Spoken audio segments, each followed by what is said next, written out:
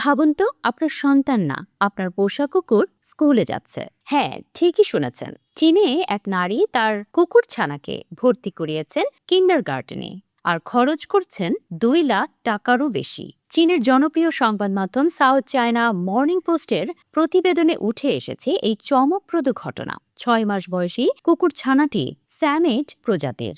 এই কুকুর ছানাকে ভর্তি করা হয়েছে ডগ কিন্ডারগার্টেনে। সাউথ চায়না মর্নিং পোস্টের খবর অনুযায়ী ওই নারী তার কুকুর ছানাকে আচার আচরণ শিখতে ও ইশারা বুঝতে পারা শেখাতে কুকুরদের ওই কিন্ডারগার্টেনে ভর্তি করেছেন। এজন্য তাকে 12,000 ইউয়ান খরচ করতে হয়েছে, বাংলাদেশি মুদ্রায় যা 2 লাখ টাকারও বেশি।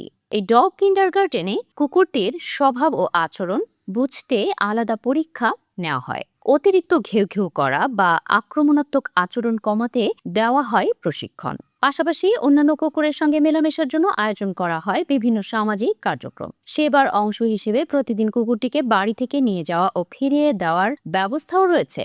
এছাড়া মালিকরা অনলাইনে সরাসরি তাদের পোষ্যের কার্যক্রম পর্যবেক্ষণ করতে পারেন এবং নিয়মিত স্বাস্থ্য পরীক্ষার সুবিধাও পান। খাবারের খরচ অবশ্য আলাদাভাবে দিতে হয়। এই পুরো সেবার জন্য খরচ 12,000 ইউয়ান, যা বাংলাদেশি টাকায় 2 লাখেরও বেশি। কুকুরটির মালিক তাও তাও নামের ওই নারী বলছেন, ব্যস্ত জীবনের কারণে আমি সময় দিতে পারি না, তাই উন্নত যত্নের জন্য এই ব্যবস্থা। এটা শুধু একক ঘটনা নয়, চীনে এখন পোষা প্রাণীকে পরিবারের সদস্য হিসেবেই দেখা হচ্ছে এবং তাদের জন্য মানুষ খরচ করছে বিশাল অঙ্কের টাকা। 2025 সালে পেট ইন্ডাস্ট্রি খাতে খরচ হয় 312 বিলিয়ন ইউয়ান, যা 2028 সালে হতে পারে 405 বিলিয়ন ইউয়ান। সোশ্যাল মিডিয়ায় এই ঘটনা এখন ভাইরাল। কেউ বলছে এত টাকা খরচ করতে হলে আয় কত, আবার কেউ বলছে অনেকে নিজের সন্তানের পেছনেও এত খরচ করে না।